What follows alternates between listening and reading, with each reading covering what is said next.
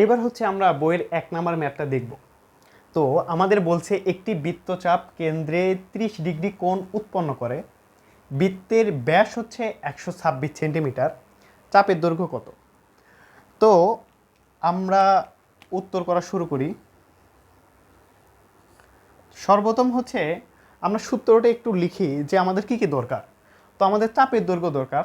চাপের সূত্র ইকুয়ালটা আমরা কি জানি, থিটা ডিভাইডেড বাই 360 ডিগ্রি গুণন সূত্র কত ভাইয়া, 2 পাই আর। 2 পাই আর। দেখো তো ভাইয়া এখানে আমরা কি কি জানি না। থিটার মান অলরেডি আমরা এখানে জানি। দেখো তো ভাই থিটার মান কি জানি আমি, হ্যাঁ এখানে দেওয়া আছে। আবার 360 ডিগ্রি তো 360 ডিগ্রি আছে, 2 পাই এটা আছে। দরকার হচ্ছে আমার আর এর মান। আর এর মান কই থেকে পাবো, এই যে ভাই এখানে ব্যাস দেওয়া আছে। তো ব্যাস থেকে আমাদের কি নির্ণয় করতে হবে, ব্যাসার্ধ নির্ণয় করতে হবে।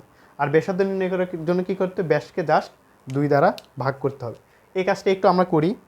তাহলে এখানে হচ্ছে আমাদের theta is equal to 30 degree, আর এখানে ডি দেওয়া আছে কত, 126 সেন্টিমিটার।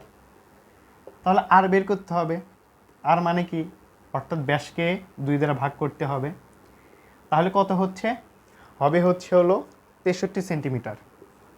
126 divide by 2, 63 centimetre. তো এই আরটাই জাস্ট এখানে বসাই দিব, তাহলে আমাদের ক্যালকুলেশনটা হয়ে যাবে। থিটার মান পেয়েছি হচ্ছে কত, 30, নিচে হচ্ছে 360 ডিগ্রি গুণন 2, পায়ের মান হচ্ছে 3.1416 গুণন, আর পেয়েছি হচ্ছে কত, 63। জাস্ট এখন জাস্ট হচ্ছে তোমার কাজ আর নাই, তোমার কাজ হচ্ছে এখন জাস্ট ক্যালকুলেটরে চাপবা।